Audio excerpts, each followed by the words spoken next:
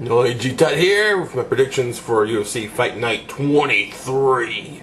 In your face and violent. Gonna run down the undercard really fast here. Just gonna pick the guys by name. Will Campuzano, Charlie Brenneman, Waylon Lowe. Get it? Waylon Lowe. That sounds kind of like a dog or Chewbacca. Mike Brown. Then they're going to show the preliminary card on Facebook. So facebook.com/UFC. I wonder if it'd get better ratings than what they did on Ion. That'd be funny. I think that'd be funny. But I give UFC credit for putting some free fights there for the fans that don't have cable or whatever. Like, and we got Mike Guymon versus DaMarques Johnson. A lot of people are speculating that after this night of events, whoever loses that fight will be kicked out, and that's a fair assumption there. I've been back and forth. I'm just going to go with DaMarques Johnson just because he's younger.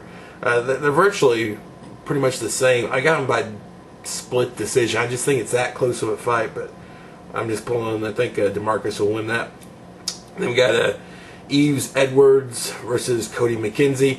Actually, I was earlier thinking maybe Cody would win this, but it's hard for me to see him getting that guillotine in because I think Yves Edwards won't really go for any takedowns. So he's a stand-up fighter. He's going to want to keep it on the feet, and I think he's going to light Cody up a little bit. I think they should have probably matched Cody up with a wrestler.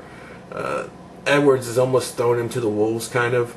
Although, another concern is Edwards' age as he's getting up there in fight years. So anything can happen in the fight, but I'm going to take Edwards still. And then we get to the main card. Cole Miller versus Matt Wiman. I've always thought of like Matt Wiman as like a gray Maynard light. So I'm going to go with Cole Miller. I think Cole Miller's got this. Then we got Joey Beltran versus Pat Barry. And when I think of that fight, I think it's a warm-up fight for Pat Barry. I think he's going to win it. I hope he's learned some things from Lesnar, but a lot of people are saying like when he went to that camp, it was pretty much just them picking on him and bullying him and stuff. And I could see that because they're a bunch of wrestlers, and maybe he developed some wrestling. I don't know. But should be an interesting fight to see where both fighters are. I think everyone's expecting, though, Pat Barry to make his move here and actually start climbing the ladder again. Climbing the ladder. Mark Hominick versus George Roop. George Roop has crazy reach in this because he's like a 6'1", 145 pounder. It's kind of insane. Hominick does have way better striking, though, and he has a good submission game. I see Mark Hominick winning by decision. He's kind of a boring fighter, though. He really does. I don't think Hominick has that killer instinct. The only fight I had to judge on really is that one against Georgel, and it was painful to watch.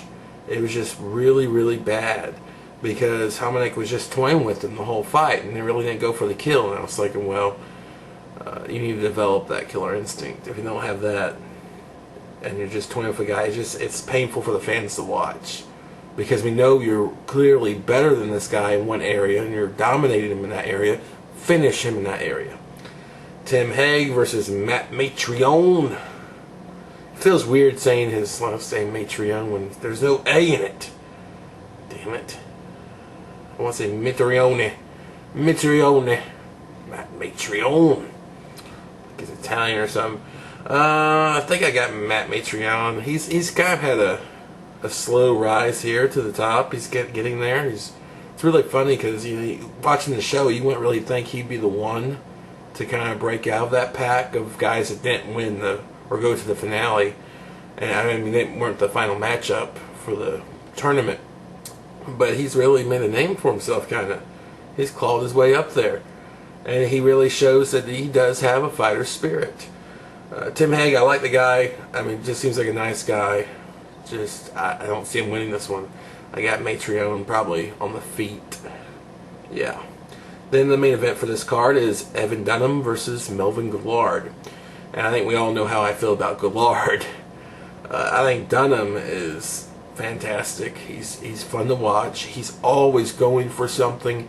And I think he's going to be too much for Melvin Guillard to handle. So yeah, my pick there for that fight is going to be Dunham. Dunham. Yeah. So those are the fights. Those are my predictions. I'm going to go ahead and get the DVD. I'm going to get to the winner. Whoever picks the best. If I pick the best, by some strange miracle, then I'll roll this DVD over to the next time I have a contest, which will probably be the next event. But otherwise, whoever wins this will get UFC 49. This is for subscribers only. You can enter anyway if you want, but you won't win unless you're a subscriber. You can put your picks down. A lot of people do that. No idea why. Whatever. Do what you want. But, yeah, I'll probably send that and some candy and some shit. It'd be all good. And the only reason I'm doing UFC 49 is it actually has Yves Edwards on it. So I thought I'd try to make a connection there where you could see someone, you know, in a fight card that's coming up in a DVD that I own. It's hard though because there are a lot of new fighters and the old fighters are dying out. But actually that has Belfort who's still fighting, and Rani Couture has a retirement match coming up. So that's kind of still relevant. You just pick, copy the style I do. I like the style where it's you know, pick the winner, whatever. And the tiebreakers will be below too. Check those out. Thank you for watching. Tiger White. That was a waste of Chuck Liddell's time.